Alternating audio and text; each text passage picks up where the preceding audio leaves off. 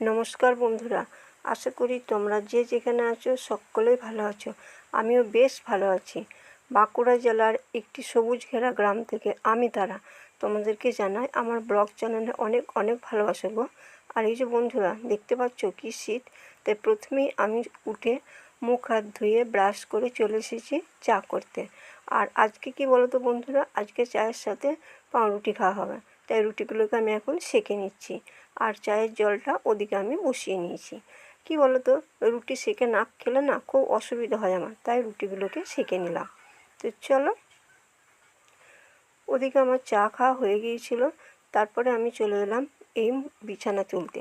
আর এই বিছানা তোলা মানে জানো তো, শীতের বিছানা কত কী যে পাততে হয়, আর তারপরের দিনে যে কত কী তুলতে হয় তার আর ইয়ত্তা নেই। তো যাই হোক, সকলকেই তো একই কাজ করতে হয়, আমাকেও করতে হচ্ছে। আর এই যে বন্ধুরা দেখতে পাচ্ছ, আমাদের এই রুমটা না খুব ছোট। আর এই নিচেতে একটা লেপ, কয়েকটা কাঁথা আর 3টে বালিশ পড়ে আছে। এগুলোকে সরিয়ে আমি এখন দাঁড়িয়ে এগুলোকে তুলে নেব, কারণ এগুলো রাত্রেবেলায় নামাতে হয়। অত লেপ কম্বল এই বিছানার মধ্যে রাখা যায় না, তাই নামিয়ে নিয়েছি। দিয়ে যে এবার আমি তক্তার উপরে উঠে পড়লাম। তারপরে বন্ধুরা দেখতে পাচ্ছ, আমি চলে এলাম মুড়ি খেতে। ওদিকে বাসি নাইটিটা চেঞ্জ করে খেতে চলে এলাম। আর আজকে কী দিয়ে মুড়ি খাচ্ছি বলো তো বন্ধুরা, এই যে তোমাদের দাদাভাই খেজুর গুড়ের রসগোল্লা এনেছিল, সেই রসগোল্লা আর সন্দেশও ওই এনেছিল, সেই সন্দেশ দিয়ে মুড়ি খেয়ে নিচ্ছি। তো চলো, আমি এখন মুড়িটা খেয়ে নিই, তারপরে আরও যে সমস্ত কাজগুলো আছে সেগুলো তোমাদেরকে দেখাতে থাকবো। আর হ্যাঁ গো বন্ধুরা, আজকে একটা জায়গা যাব, সেটাও তোমাদেরকে দেখাবো। তো চলো, আমি এখন মুড়িগুলোকে খেয়ে নিই। আর এই শীতের বেলা যা ভালো লাগছে এই রোদটা, ওই জন্যই আমি এই রোদেই বসি। আর ওই দিনে তো দেখলে ছাঁচাটায় যেখানে রোদ দেখে সেখানটাতেও লাথি দিয়েছিলাম, কখনো ওখানটাতেও বসি। তারপরে বন্ধুরা মুড়ি খাওয়া আমার হয়ে গিয়েছিল, লেপ কাঁথাগুলো আমি এদিকে মিলে দিয়ে গিয়েছিলাম। তারপর আবার এই লেপ কম্বল এগুলোকে আমি উল্টো দিয়ে এলাম। এবার আমি চলে এলাম এই গোবরের এখানে, কারণ অনেক দিন থেকেই গোবরগুলো জড়ো করা আছে, আর এগুলো শক্তও হয়ে যাচ্ছে, আর ওদিকে জ্বালানিও কম পড়ে যাচ্ছে। আর এই শীতের দিন দুবেলা রান্না হয়, শীতেও রান্না হয় গ্রীষ্মেতেও হয়। শীতে একটু জ্বালনটা বেশি পড়ে, কারণ জল গরম হয়, জলটা গ্যাসেই গরম করা হয়, কিন্তু উনুনে যদি আগুনটা বেশি থাকে তখন উনুনেতেও জলটা গরম করে নেওয়া হয়। তাই চলো, আমি এখন গোবরটা ভালো করে চটকে নিচ্ছি। আর গোবরটা কিছুদিন আগে চটকে রেখেছিলাম, 2 চামচ হয়ে গেছে, তাই চটকে নিচ্ছি। আর এই যে দেখতে পাচ্ছ খড়কুটোগুলো, এগুলোকে আমি এখন সরিয়ে নিচ্ছি। তারপরে বন্ধুরা আমি চলে এলাম ঘুঁটে দিতে। আর এই দিকের কাঁথটা দেখতে পাচ্ছ, এদিকের কাঁথ থেকে ঘুঁটেগুলো অনেকদিন আগেই ছাড়ানো হয়ে গিয়েছিলো, তাই কাঁথটা খুব ভালোর মতন শুকিয়ে গেছে। আর এই যে হাওয়া দিচ্ছে দেখছো, আমাকে এত হাওয়া লাগছে কি বলবো, কিন্তু যাই হোক, ঘুঁটেগুলোতে দিতেই হবে। আর হাওয়াতে আমি আবার কাঁপছি থরথর করে। আর কাঁপবো নাই বা কেন, এদিকটা হচ্ছে পশ্চিম দিক, আর এদিকে একটা বড় পুকুর আছে, পুকুরের হাওয়া সে তো লাগবেই। তারপরে শীতের দিন একেবারে জানিয়ে দিচ্ছে। তো চলো, আমি একে একে সব গোবরের ঢিলেগুলো এভাবে পিটিয়ে নিচ্ছি। তারপরে বন্ধুরা আমি চলে এলাম স্নান করে। এবার আমি যাব ওই পাড়ায় দাদুর আজকে মৃত্যুবার্ষিকীর দিন, সেই উপলক্ষে ওখানে আজকে নিমন্ত্রণ আছে। তো চলো, আমি এখন ওই ঘরটাতে চাবিটা লাগিয়ে দিচ্ছি। আর মা আমার আগেই খেতে চলে গেছে, কারণ এখানে সব পড়ে আছে তো ফাঁকা ঘর, সেই জন্য মা এলে আমি যাব বলেছিলাম, কিন্তু মা বললো যে না, তুই চাবিটা লাগিয়ে দিয়ে চলে যাবি, আমি খেয়ে আসবো, দেখা হলে চাবিটা দিয়ে দিবি।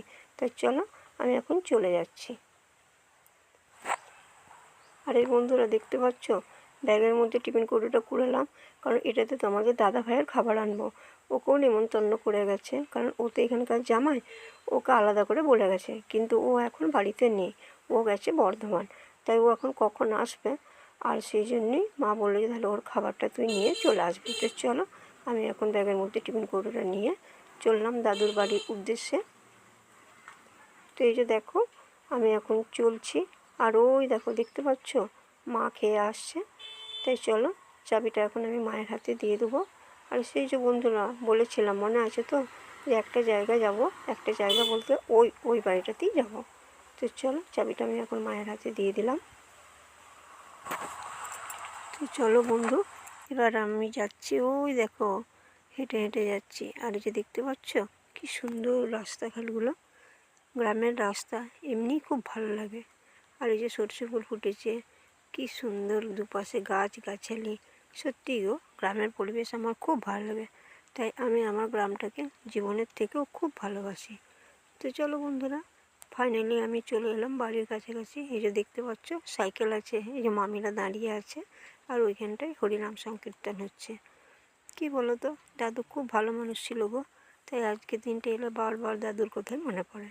তো চলো বন্ধুরা, আমি এখন বাড়ির ভেতরে ঢুকে যাচ্ছি। আর এই যে দেখছো সবাই খেতে বসে গেছে, আর আমাকেও বলছে তুই এখানটায় বসে পড়। তাই আমি ওই যে একটা আমার ভাঁজ আছে, ভাঁজের ওই পাশটাতেই যেয়ে বসে পড়বো। তো চলো, ফাইনালি আমি বসে পড়েছি। আর আমাকে যে ভাত দিয়ে দিয়েছে, আর ওই যে ডাল দিচ্ছে দেখো। ও আমাকে জিজ্ঞাসা করছে যে তোকে ডাল দেবো। আমি বলছি দাও, একটু দাও। দিয়ে যে ডালটা দিল। এবারে দেখো বন্ধুরা ওই দিকে চলে গেছে। এবার ওই যে আরেকজন এসে সমস্ত তরকারিগুলো একের পর এক দিয়ে দিচ্ছে। এই যে পোস্ত দিল, বাঁধাকপির তরকারি দিল, এই যে দিচ্ছে। আর ওই যে দেখতে পাচ্ছ সব খেতে বসেছে। ওই দিকে দুটো বাচ্চা আছে যমজ, ওরা সম্পর্কে আমার বোনঝি হয়। ওরা দেখছে আর এই যে খাচ্ছে। আর এই যে আমি দেখছো বসে আছি, ওদেরকে দেখছি যে ওরা কীভাবে খায়। খেতে খেতে আমার দিকে আবার করে দেখাচ্ছে, আর ওই যে মামি ওদেরকে খাইয়ে দিচ্ছে। তো চলো বন্ধুরা, আর কী গো বন্ধুরা, এত তরকারি ঝাল, ওরে বাবারে। আর এই যে আমার ওই পাশে একটা মামা বসেছে, মামার খাওয়া হয়ে গেছে, মামা জল খেয়ে নিল, আমাদের এখনও খাওয়া হয়নি। তো চলো বন্ধুরা, ফাইনালি খাওয়া দাওয়া করে চলে এলাম এদিকটাতে তোমাদের দাদাভাইয়ের জন্য খাবারটা নেব। তাই এই যে আমার দুটো ভাই আছে এখানে, ওদেরকে বলছি তো জামাইবাবুর খাবারটা দিয়ে দে। তাই ওরা এখন দিচ্ছে।